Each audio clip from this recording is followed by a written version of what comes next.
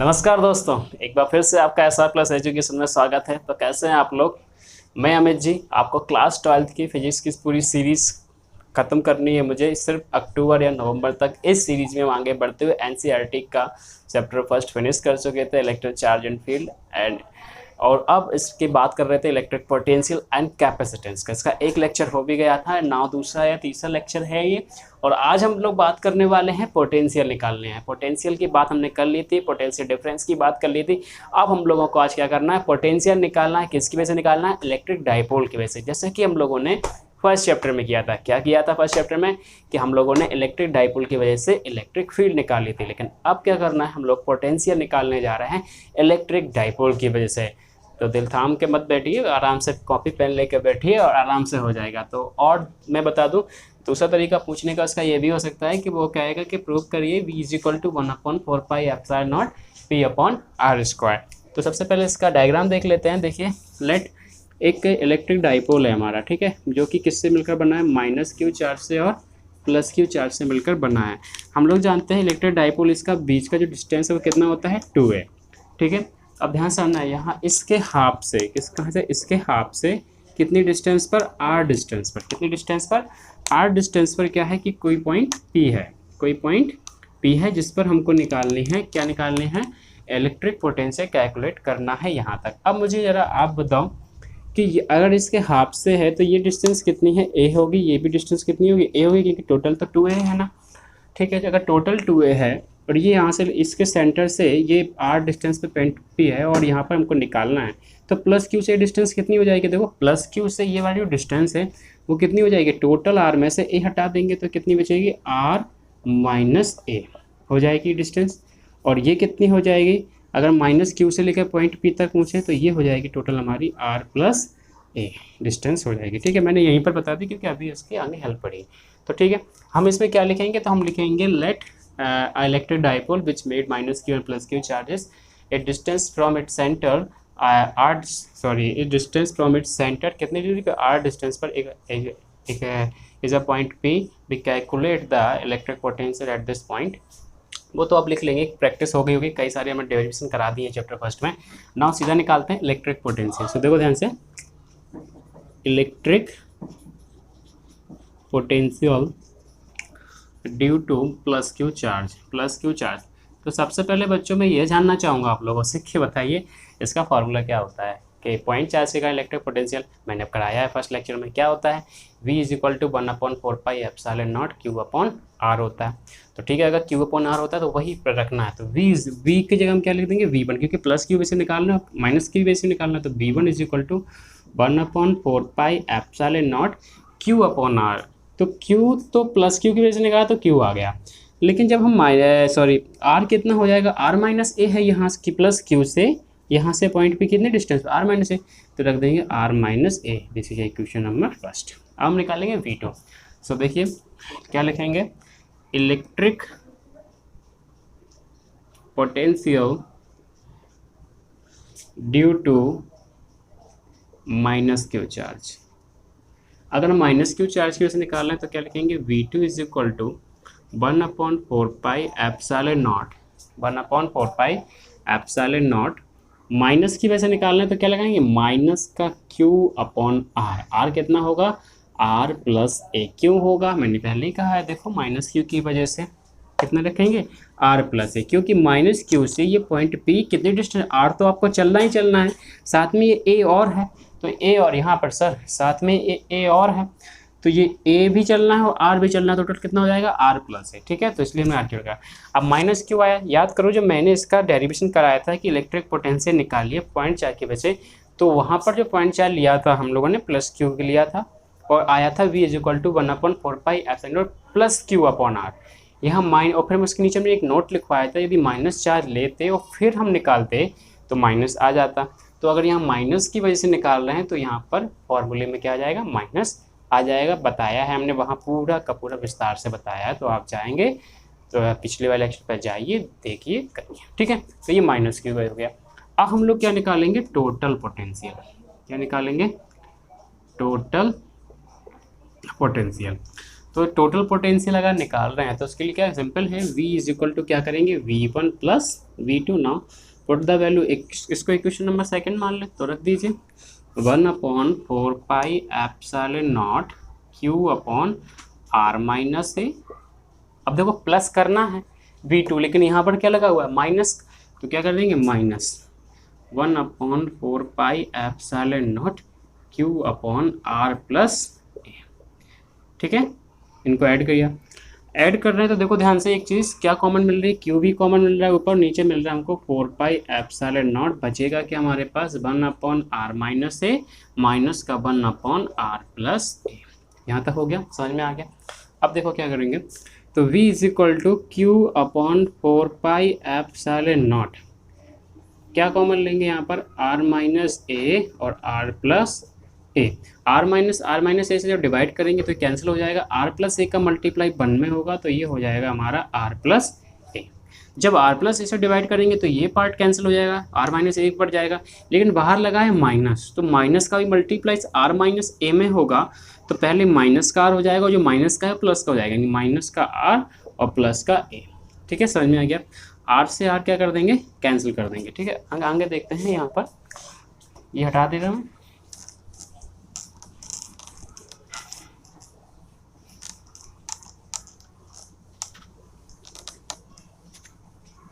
ठीक, देखो ध्यान से, सो V इक्वल टू क्या बचा हमारे पास, Q बचा अपॉन में 4 पाई एप्सिलॉन नॉट बचा, वहाँ पर क्या रह गया, देखो A और A कितना होता है 2A, तो Q के साथ लिख देते हैं 2A, Q इंटू 2A, और R माइनस ए और R प्लस ए को अगर तुम A माइनस बी और A प्लस बी फॉर्मूला बनाओ तो होता है A स्क्वायर माइनस का B स्क्वायर, राइट ना। ठीक है, अच्छा मैं यहाँ पर लिख देता हूँ, मैंने बताया इलेक्ट्रिक डाइपोल में मोमेंट में P इज इक्वल टू क्या होता है, Q इंटू 2A होता है, यानी कि जहाँ पर Q इंटू 2A है वहाँ पर हम क्या लिख सकते हैं, P यूज़ कर सकते हैं। तो V इज इक्वल टू हम इसको ऐसे लिख रहे हैं 1/4 पाई एप्सिलॉन नॉट, इसको P लिख दिया अपॉन R स्क्वायर माइनस ए स्क्वायर। एक तो ये प्रूफ हो गया, कभी कभी इतना तक प्रूफ करने को पूछ लेता है, लेकिन क्वेश्चन में R स्क्वायर अकेला था, तो देखो कैसे। ठीक है, तो यहाँ तक पूछ सकता है आपसे, तो ये हो गया पहला तरीका। अब क्या है कि R काफ़ी बड़ा होता है, इलेक्ट्रिक डाइपोल का डिस्टेंस तो खुद छोटा, ऊपर से ए स्क्वायर कर दिया, क्योंकि ये बहुत छोटा होता है, कहता है 1 से छोटे नंबर होते हैं उनका स्क्वायर कर दो और छोटे हो जाते हैं। तो यहाँ पर अगर देखेंगे R स्क्वायर के कंपैरिजन में ए स्क्वायर बिल्कुल ना के बराबर है, तो ए स्क्वायर को क्या कर देंगे, हटा देंगे। सो V इज इक्वल टू क्या कर हो जाएगा 1/4 पाई एप्सिलॉन नॉट, यहाँ पर आप कर सकते हो, सो P upon R square minus 0, तो जब 0 हटाएंगे तो क्या आ जाएगा, V is equal to 1/4 pi epsilon naught P upon R square. ये हो गया हमारा प्रूफ। देखो आपने क्या किया, इसको 0 रख दिया, क्यों, क्योंकि इसके कंपैरिजन में ये बिल्कुल छोटा होगा, तो इसके बराबर क्या रख देंगे, 0 पुट कर देंगे। यही तो वो कह रहा था कि प्रूफ करिए P upon R square 1/4 pi epsilon naught P upon R square. कितनी आसानी से हो गया, कुछ ज़्यादा इसमें मुश्किल है नहीं, ये इलेक्ट्रिक फील्ड से भी सिंपल है। ठीक है, तो अब मैंने कहा था कि potential due to an electric dipole, लेकिन इलेक्ट्रिक डाइपोल से 2 पोजीशन में निकालते, तो एक्सियल पोजीशन वाला तो हो गया पहला डेरिवेशन। अब एक और डेरिवेशन है, वो है इक्वाटोरियल पोजीशन वाला, तो अभी थोड़ी देर में वो देख लेते हैं। ठीक है, तो आज सेकंड डेरिवेशन इन इक्वाटोरियल पोजीशन में देख लेते हैं। क्या निकालना है भाई, इलेक्ट्रिक पोटेंशियल निकालना है इक्वाटोरियल पोजीशन पे। तो सबसे पहले इसका फिगर बनाते हैं। इसमें बिल्कुल इलेक्ट्रिक फील्ड में जैसा फिगर बनाया था इक्वाटोरियल वैसा ही बनना है सेम। कैसा करना है, सबसे पहले तो एक इलेक्ट्रिक डाइपोल लेंगे। ठीक है, इलेक्ट्रिक डाइपोल लिया जो कि -Q और +Q चार्ज से मिलकर बना है। फिर इसके सेंटर से, कहाँ से, इसके सेंटर से R डिस्टेंस पर, कितने डिस्टेंस पर, R डिस्टेंस पर एक पॉइंट P लिया और इसी पर निकाला है, क्योंकि यहाँ से और -Q से और +Q से ये बिल्कुल समान दूरी पर, इसलिए इक्वाटोरियल हम पोजीशन बोल रहे हैं। ठीक है, -Q से भी निकालना है और +Q से, इसकी दोनों की वजह से निकालेंगे और बताएंगे कि यहाँ पॉइंट P पर इक्वाटोरियल पोजीशन पर कितना इलेक्ट्रिक पोटेंशियल आता है। अब मुझे ज़रा बताइए कि ये डिस्टेंस कितनी होती है, तो आप बोलेंगे सर 2A, क्योंकि ये क्या है, इलेक्ट्रिक डाइपोल है। सेकेंड वन इज कि अगर ये 2A है, अगर ये हाफ से गया है तो ये डिस्टेंस कितनी होगी, स्मॉल है। ये भी डिस्टेंस कितनी होगी, स्मॉल है। ये वाली कितनी होगी, तो देखो हाइपोटेन्यूज थ्योरम लगाओगे तो ये R है और ये A है, तो ये क्या हो जाएगी, R² + A², एंड देन ये भी क्या हो जाएगी, R square plus A square. बस इतनी सी बात है, तो निकाल लेंगे आप लोग, ठीक है।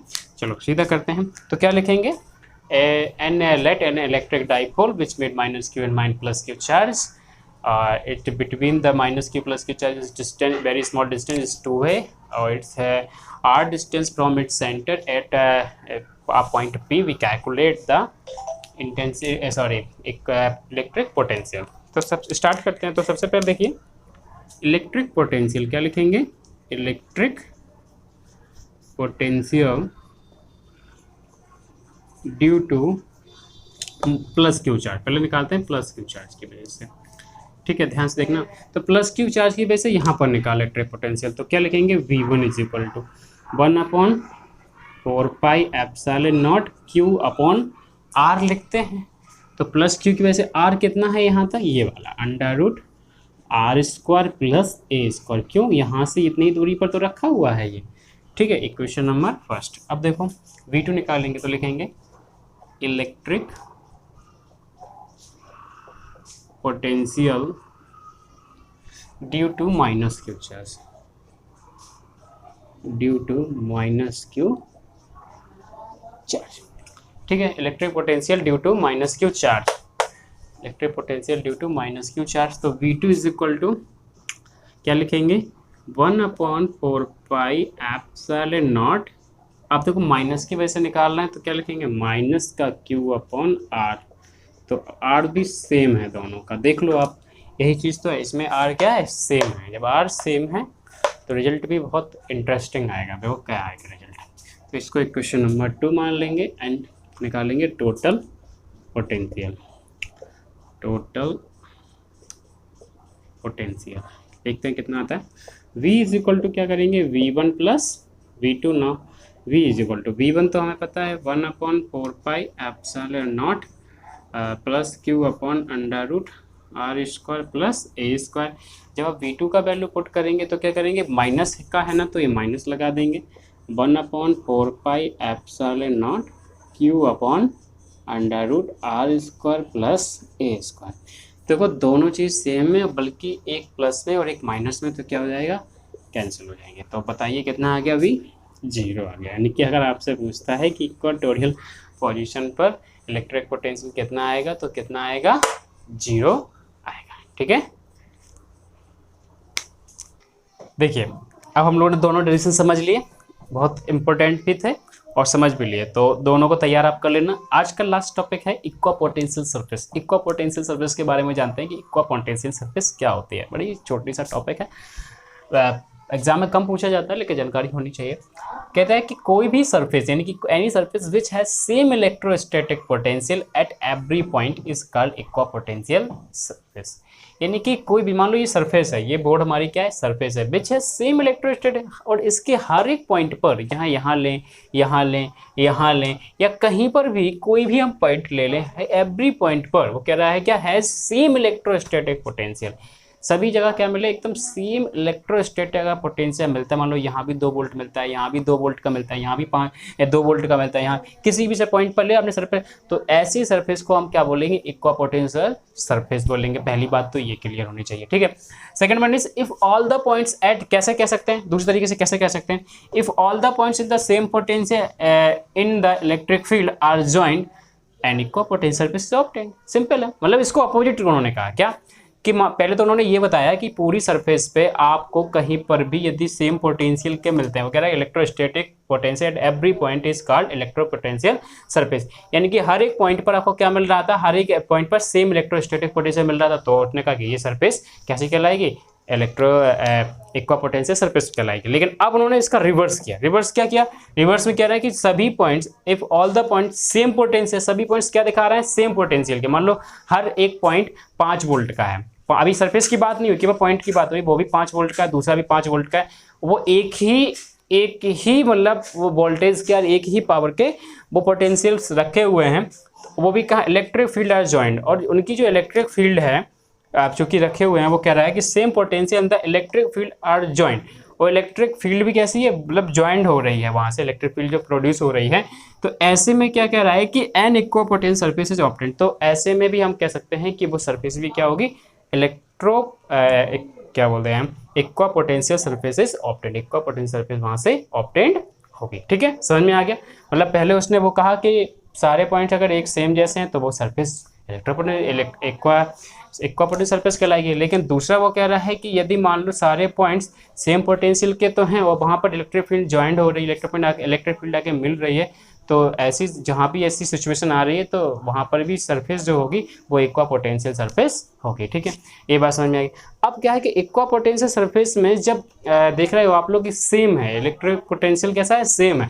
तो जब इलेक्ट्रो पोटेंशियल सेम है तो no work is done in moving a test charge, कोई वर्क डन नहीं होगा मूविंग ए टेस्ट चार्ज।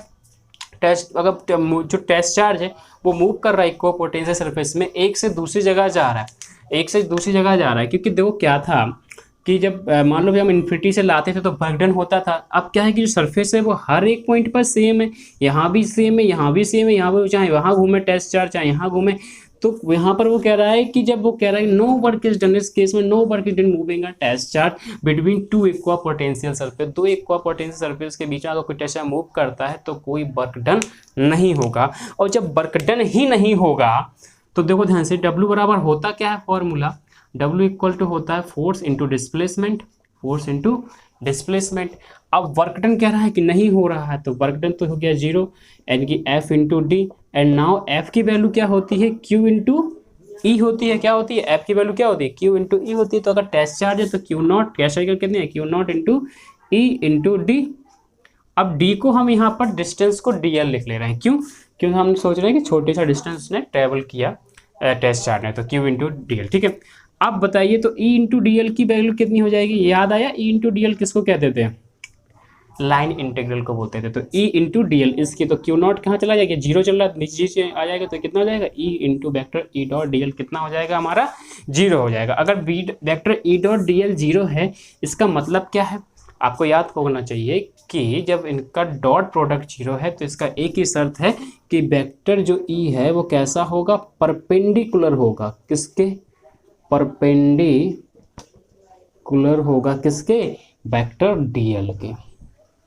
भाई परपेंडिकुलर आएगा तभी तो cos 90 बनेगा, cos 90 रहेगा तो cos 90 की वैल्यू कितना होता है, 0, क्योंकि जब इसको आप खोलेंगे तो क्या आ जाएगा, EDL cos थीटा। और यहाँ पर अगर 0 दे रहा है इसका मतलब यहाँ पर क्या रहा होगा, cos 90 रहा होगा, थीटा कितना रहेगा 90, तभी तो EDL कितना आया, 0 आ गया। तो वेक्टर E किसके परपेंडिकुलर हो जाएगा, DL के।